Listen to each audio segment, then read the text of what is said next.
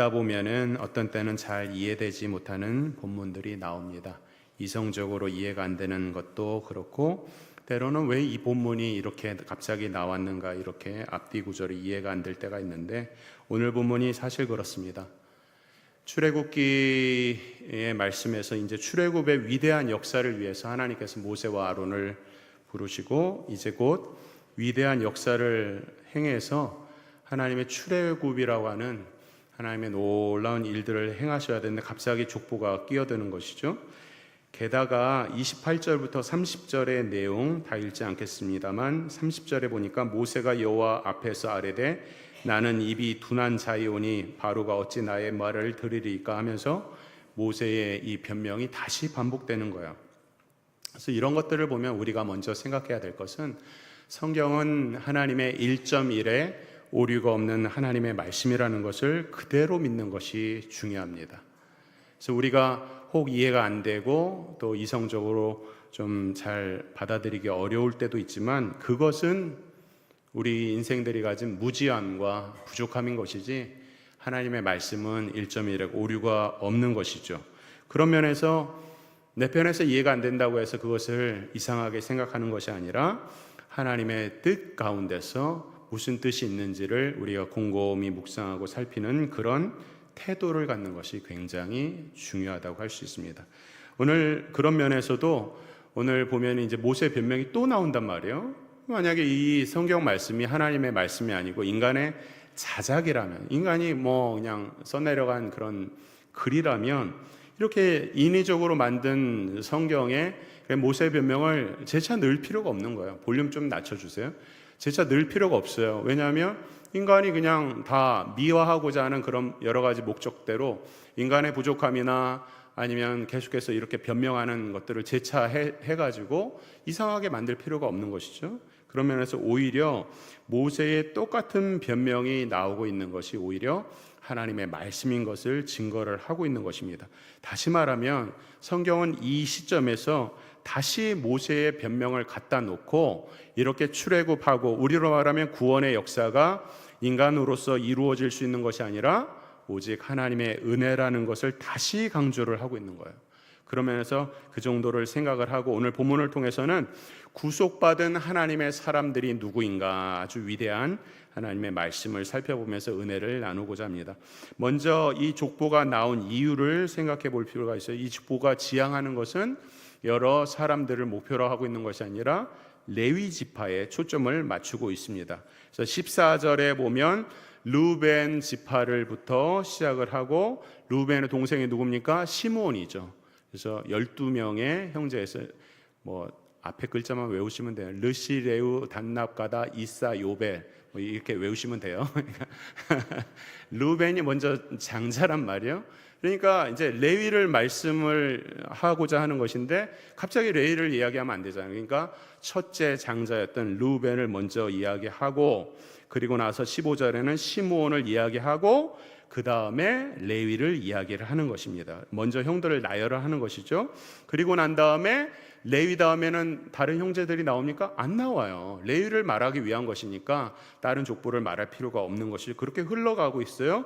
레위 지파의 혈통을 언급을 하기 위한 것은 무슨 이유일까요? 그것은 바로 모세와 아론의 정통성을 말하기 위한 것입니다. 왜 정통성을 말하냐면 뒤에도 나오겠지만, 모세가 뭐라고 하냐, 10절에 보면은, 12절에 보면 모세가 여호와 앞에 아뢰되 이스라엘 자손도 내 말을 듣지 않는다라고 하는 이런 말씀을 하면서 하나님께 또다시 변명을 하고 있기 때문에, 그래 그러냐? 그러면 너희들이 어떤 정통성을 가지고 있는지를 이야기하겠다라고 하면서 말씀을 하고 있는 거예요. 그래서 16절에 다시 보시면 레위의 아들들의 이름은, 레위를 이야기합니다. 본격적으로 그들의 족보대로 이러하니 게르손과 고앗과 무라리요, 레위의 나이는 137세였다라고 이야기하고 있는데, 17절에는 이 레위의 아들들의 족보를 이야기합니다. 그 족보가 첫 번째 순서로는 게르손이 나오죠. 17절에 나오고, 18절에는 고앗의 족보가 나오고, 19절에는 무라리의 족보가 나옵니다. 그리고 나서 20절에는 누구를 이야기하냐면, 이 모세와 아론이 나와야 되는 족보를 말해야 되니까 20절은 레위의 아들인 그 고앗의 아들들을 이야기하고 있는 거예요. 그 이유는 뭐냐면 18절에 보니까 아브람과 이스라엘과 헤스론과 우시엘이 나오는데 20절에는 아므람을 이야기하고 21절에 이스라엘, 22절에 우시엘을 얘기하고 계속해서 이야기를 하고 있는데 결국은 이 족보가 지향하는 것이 모세와 아론이에요. 레위를 통해서 먼저 다시 역으로 이야기하면 모세와 아론의 아버지를 먼저 소환을 하기 위해서 아므람을 부르고 아므람의 아버지는 누구냐면 고앗이고 고앗의 아버지는 레위고 레위의 아버지는 야곱이 되고 야곱의 위는 이삭이고 이삭의 위는 누구예요? 아브라함이죠. 하나님께서 모세와 아론을 갑자기 하늘에서 뚝 떨어뜨린 것이 아니라 하나님께서 아브라함에게 약속하신 그 언약의 말씀대로 하나님께서 이제 4대 만에 이스라엘 가나안 땅에서 가나안 땅으로 인도해 낼 것이라고 하는 그 정통성을 이야기하기 위해서 아론과 모세의 족보를 가지고 오는 것입니다. 그래서 그렇게 족보가 쭉 나열되어 있어 복잡한 것 같지만 사실 복잡한 내용이 아니에요. 그래서 결국은 모세와 아론은 아브라함의 직계 자손이다. 다시 말하면 하나님께서 약속하신 것을 모세와 아론을 통해서 일을 하는 것이니까 하나님이 지명하여 부르신 모세와 아론은 정통성을 가졌다. 그러니까 걱정하지 말라 이런 얘기를 자세하게 족보를 가지고 이야기를 하는 것입니다. 많은 사람들이 모세와 아론을 향해서 너는 도대체 무슨 근거로 이런 일을 하냐라고 하면 그 권위를 말씀하기 위해서 이런 족보를 가지고 오는 것이죠. 그러면서 내용을 가만히 보면 4대라고 하는 4대 만에 나온다고 하는 것을 약속을 지키신다는 것을 보여주기 위해서 레위의 나이, 고앗의 나이, 아므람의 나이만을 언급을 하죠. 그 연수를 계산하면 이제 4대가 된다고 하는 것을 자상하게 말씀을 하고 있는 것입니다. 이거 족보의 내용이에요. 이것에서 중요한 것은 뭐냐면 바로 사명이라고 하는 것이 얼마나 중요한지를 말씀을 하는 거예요. 하나님께서는 모세와 아론에게 주신 사명이 얼마나 중요한 것인가를 말씀하기 위해서 사명받고 출애굽을 하는 위대한 역사를 앞에 두고 있어 그의 족보를 통째로 갖고 와서 너희들이 어떠한 사명을 가졌는지 아니하면서 그 사명을 강조하기 위해서 그들의 정통성을 보여주고 있는 것이죠. 또 주목할 만한 내용이 이런 것이 있어요. 26절과 27절 한번 보세요. 26절 보면 이스라엘 자손을 그들의 군대대로 애굽 땅에서 인도하라 하신 여호와의 명령을 받은 자는 이 누구예요? 아론과 모세라고 돼 있어요.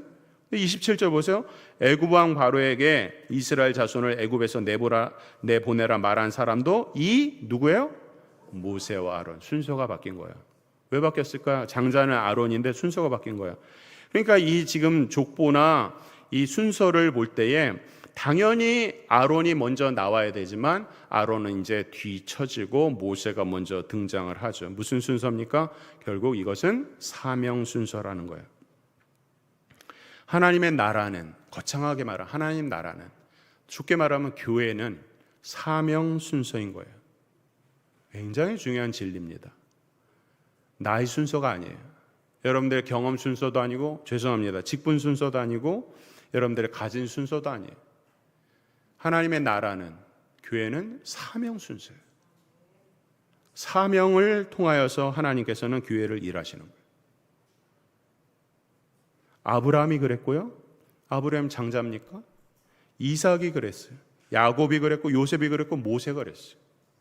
성경에서 장자라고 하는 것은 기업을 물음을 받는 아주 중요한, 가문에 있어서 너무 중요한 그런 위치를 가졌지만 심지어 그 장자의 권위보다 더 중요한 것이 사명 순서라고 오늘 성경이 말씀을 하고 있는 거예요.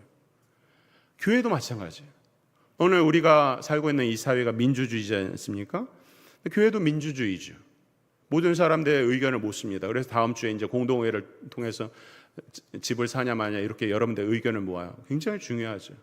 중요한 건 뭐냐면 교회가 그냥 민주주의가 아니라 하나님 안에서 민주주의라는 것을 잊지 말아야 합니다. 그것을 신본적 민주주의라고 하죠. 교회에 어떤 일을 할 때 누구의 의견을 따라야 되는가? 성도의 의견 따르는 거 중요합니다. 그런데 무엇보다도 교회를 사랑하고 교회의 사명을 갖고 이 사명을 감당하기 위해서 기도하는 성도가 중요한 거예요. 교회는 영적인 공동체로 그냥 아무나 세상 지위를 가지고서 교회에 와서 군림하는 곳이 아니에요. 교회는 하나님의 사명대로 부르심을 받은 사람들이 모여서 그 사명을 감당하는 복음 전파를 위해서, 어떤 사람은 예를 들어서 선교 재정이 이만큼 있는데 연말에 결산하니까 이만큼이 남은 거야. 너무 잘 썼다. 선교 재정이 남아서 잘했다고 그래요. 교회가 무엇을 위해서 있어요? 선교를 위해서, 전도를 위해서 있는 거예요.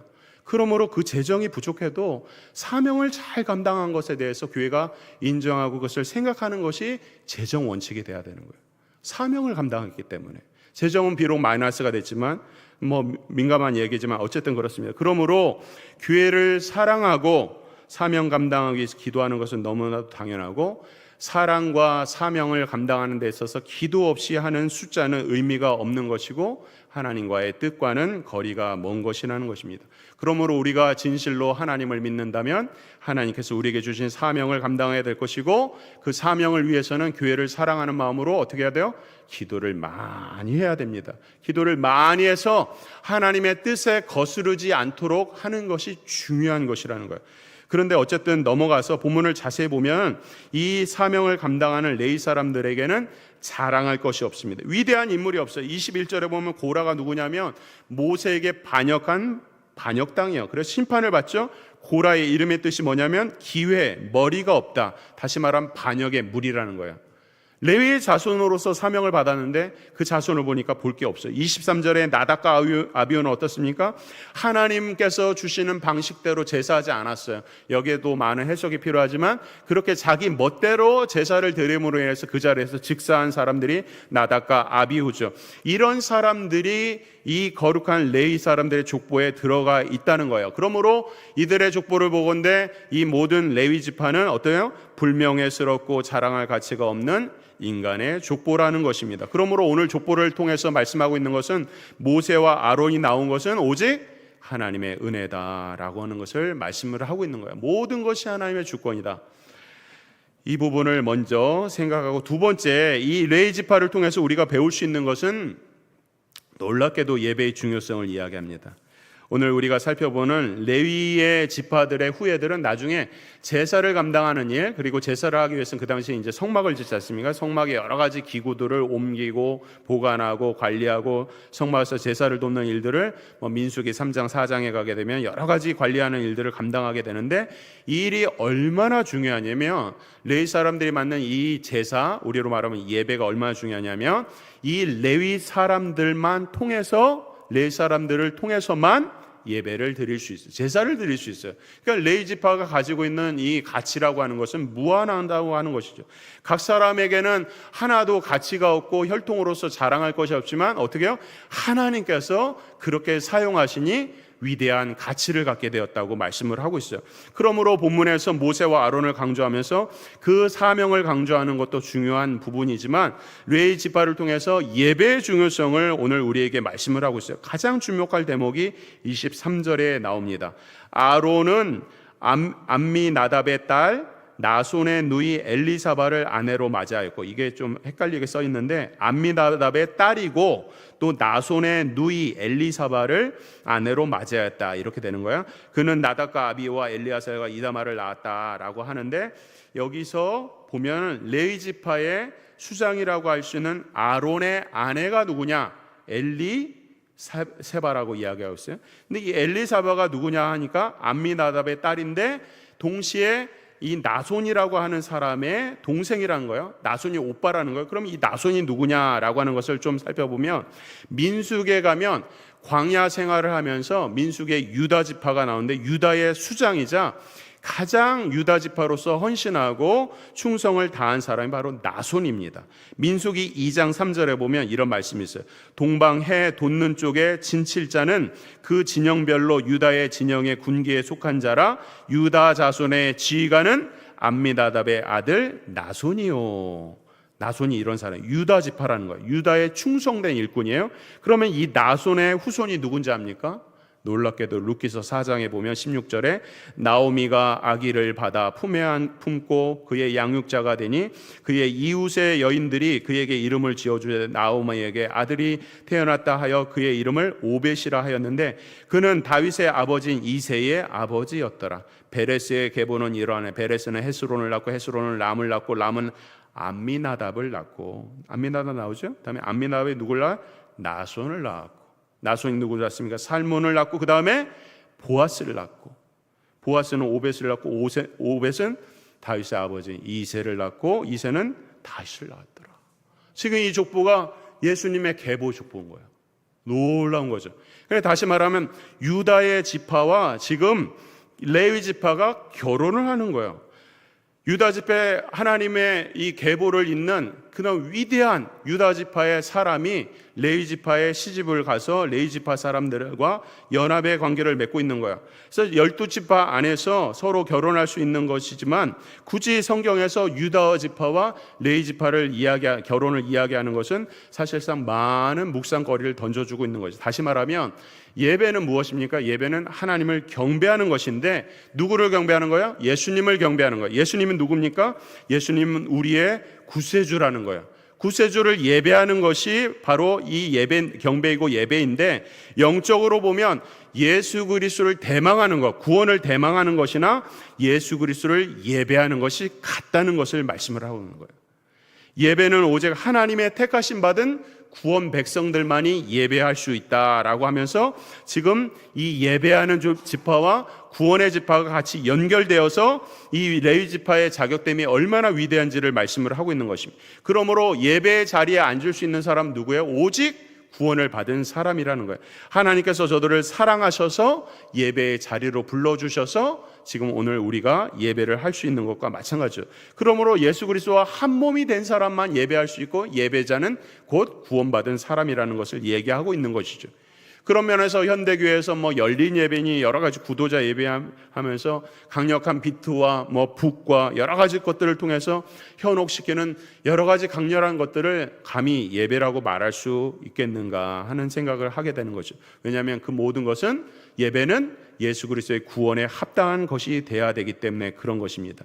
예배는 하나님의 부르심을 받은 구원받은 하나님의 자녀가 마침내 찬양하는 자리에 가는 것. 이것이 바로 레위 지파와 유다 지파가 서로 결혼해서 예수 그리스도의 구원과 구원받은 백성들이 예배하는 것을 같이 연결해서 오늘 출애굽기에서 위대한 말씀을 하고 있는 것입니다.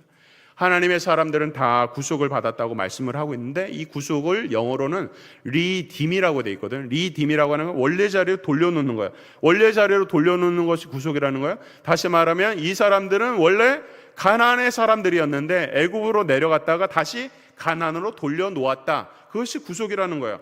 다시 말하면 하나님의 형상대로 지음받았는데 죄를 지어서 타락한 형상을 가져서 원래대로 하나님의 형상대로 돌려놓는 것이 구속이라고 말씀을 하고 있는 것입니다. 왜냐하면 그 사람들은 누구야? 원래 하나님의 백성이기 때문에 그래요. 강원래가 아니라. 수요예배 오신 분들 아시죠? 원래 하나님의 백성이 강원래가 아니라 하나님께서 그렇게 원래 하나님 백성을 지금도 찾고 계시는 거예요. 그래서 족보를 통해서 4대를 이야기하고 어디서부터 그들이 왔는지를 이야기하면서 하나님께서 아브라함에게 주셨던 그 약속을 끄집어내고 4대 만에 왔고 더욱 궁극적으로는 더 넘어가서 아담으로부터 거슬러 올라가겠죠. 그래서 아담에게 약속하신 창세기 3장 15절에 원시복음의 말씀, 그래서 사탄의 머리를 부숴버리겠다, 예수 그리스도가 오셔서 라고 하는 이 말씀까지도 연상해서 우리에게 말씀을 하고 있는 것입니다. 마침내 이 언약이라고 하는 것은 우리의 모든 연약함을 극복해야 하고 육신으로부터 이 사명을 감당하는 것이 아니라 오직 하나님의 언약에 따라서 우리에게 주신 직분대로 사명을 감당하는 것을 오늘 우리에게 말씀을 하고 있는 것입니다. 가만히 마음의 눈을 감고 한번 생각해 보세요. 하나님의 언약의 역사가 도도히 흐릅니다. 세상에 많은 사람들이 있고 세상에 수많은 여러 가지 일들이 있지만 하나님의 언약의 역사는 도도히 흐르는 거예요. 그 가운데서 하나님께서 당신의 일을 위해서 택하실 자를 택하시는 거예요. 그리고 그 택하신 자는 누구예요? 하나님을 진심으로 예배할 자, 구원받은 자를 세우시고, 그래서 그 구원받을 자, 예배하는 자를 세우셔서 하나님의 구원의 예배를 마음껏 찬양하게 해서 하나님의 놀라운 영광을 예배하게 하고 있는 이 모습이 오늘 출애굽기 오늘 우리가 본 말씀에 심오하게 담겨져 있는 것입니다. 그러므로 이 모든 예배하는 사람들, 구원받은 사람들은 누굽니까? 하나님의 사명을 받은 자들이 되는 거예요.